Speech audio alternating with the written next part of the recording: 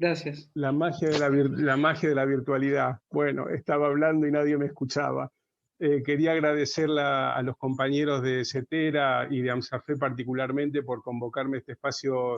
tan valioso. En tiempo de pandemias están floreciendo los conversatorios por acá y por allá, que es el modo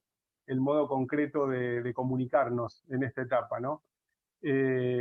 Ahí habían propuesto algún tipo de autopresentación, yo mucho no voy a decir porque soy un educador, un pedagogo orgánico de movimiento cooperativo, pero además, bueno, ya que estamos hablando del título del conversatorio es hacer escuelas desde las pedagogías latinoamericanas, a mí el título me sugiere o lo traduciría como hacer escuelas desde lo que somos, ¿no? Como latinoamericanos y caribeños, pero también, y ya que estamos y decimos, reconocemos nuestra identidad cuando miramos al pasado y nos reconocemos parte de esa historia de luchas y de construcciones, porque hoy justamente es el Día del Docente Universitario, y es Día del Docente Universitario porque en el 15 de mayo de 1969 hubo una movilización en defensa de la universidad pública y popular, y fue asesinado Juan José Cabral, y a partir de esa muerte y de esa lucha se instituyó este día como el Día del Docente y la Docente Universitaria. Entonces, ahí hay como una primera pregunta que es, bueno, ¿qué significa para nosotros ser latinoamericanos y caribeños, ser latinoamericanas y caribeñas? Y eso nos obliga necesariamente a mirar hacia el pasado, porque aquel proyecto que imaginó Simón Bolívar es un proyecto inconcluso y es un proyecto pendiente. Y me parece que justamente tenemos como tarea en la construcción de una pedagogía propia, esa que se propuso Simón Rodríguez hace 200 años, se dieron hasta entonces. Como la idea es hablar muy poquito para abrir la discusión e intercambiar. Lo segundo que quiero decir después de este encuadre es que esta conversación no la estamos teniendo en un vacío histórico, sino en un contexto histórico muy concreto, muy desafiante y muy complicado. La pandemia expresa tal vez y pone blanco sobre negro el agotamiento de un proyecto civilizatorio que es el capitalismo neoliberal. Ahí hay algunos datos que reveló Oxfam, que es una organización que trabaja estudiando la distribución de la riqueza en el mundo, y nos cuenta que los 2.153 millonarios más millonarios del mundo tienen la misma riqueza que el 60% de la población mundial, es decir, 4.600 millones de personas. Nos cuentan que en América Latina y el Caribe el 20% de la población concentra el 83% de la riqueza. Nos dice que las mujeres y las niñas dedican al trabajo de cuidados no remunerados 12.500 millones de horas diariamente, lo que supone una contribución a la economía global de al menos 10,8 billones de dólares, es decir, una cifra que triplica el tamaño de la industria mundial de la tecnología. Y nos dice que un incremento del 0,5 adicional al 1% más rico de la población de impuestos permitiría asegurar en los próximos 10 años 117 millones de empleos, ¿no?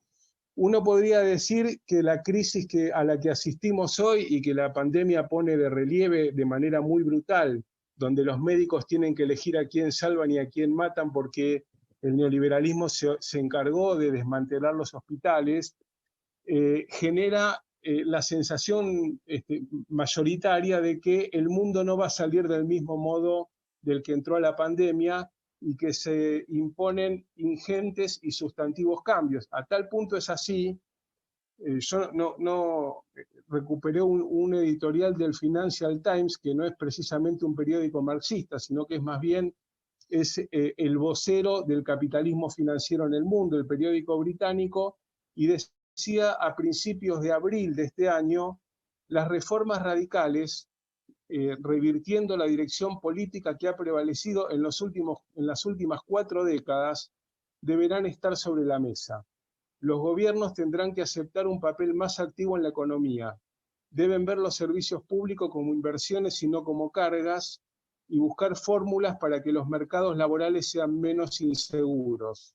La redistribución será debatida otra vez. Los privilegios de las personas más ricas serán cuestionados. políticas consideradas excéntricas hasta ahora, como la renta básica y los impuestos a las rentas más altas, tendrán que formar parte de las propuestas, ¿no? Y si esto está diciéndolo el house organ del capitalismo neoliberal, quiere decir que el mundo va a salir diferente, frente a lo cual cabe deducir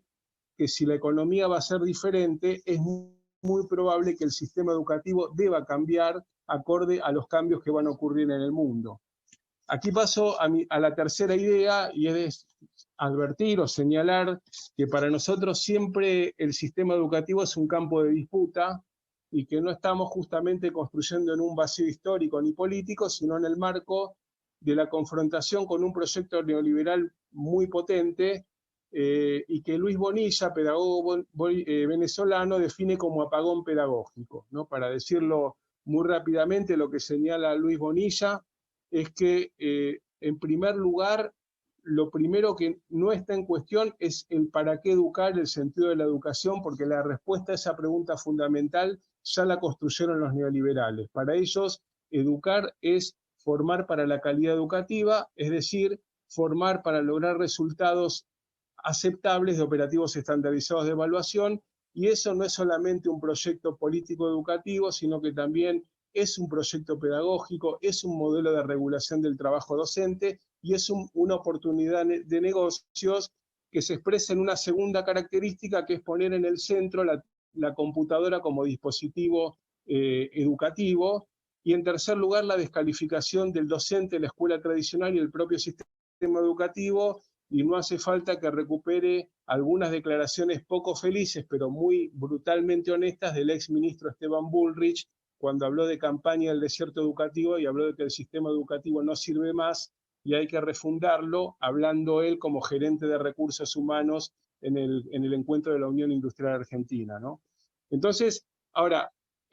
esto además hay que leerlo en este contexto concreto de la cuarentena, y solo voy a decir, porque no tenemos tiempo, de que se ha planteado un debate, a mi juicio equivocado, acerca de una supuesta oposición entre lo virtual y lo presencial, como si lo virtual fuera sinónimo de lo tecnocrático, y todos los aditamentos negativos que se quieran, y lo presencial el espacio de la democracia y la emancipación. Entonces, sí diré que, privilegiándose el modo virtual, hay muchos chicos que no tienen acceso ni a conectividad ni a computadoras, de que los docentes no hemos sido formados en la modalidad virtual, que requiere una didáctica específica y unas herramientas específicas,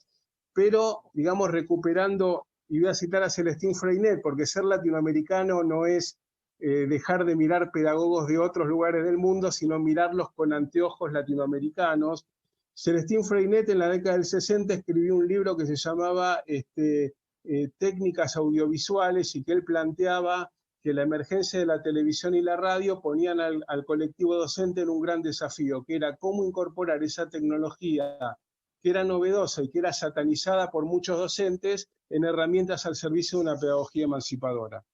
Entonces, bueno, frente a eso hay toda una conversación que nos tenemos que dar, acerca de cómo, a partir de la experiencia actual de aprendizaje que estamos haciendo miles y miles de docentes en Argentina, vamos haciendo nacer esa pedagogía que confronte con el proyecto pedagógico neoliberal. Para ir cerrando, diría que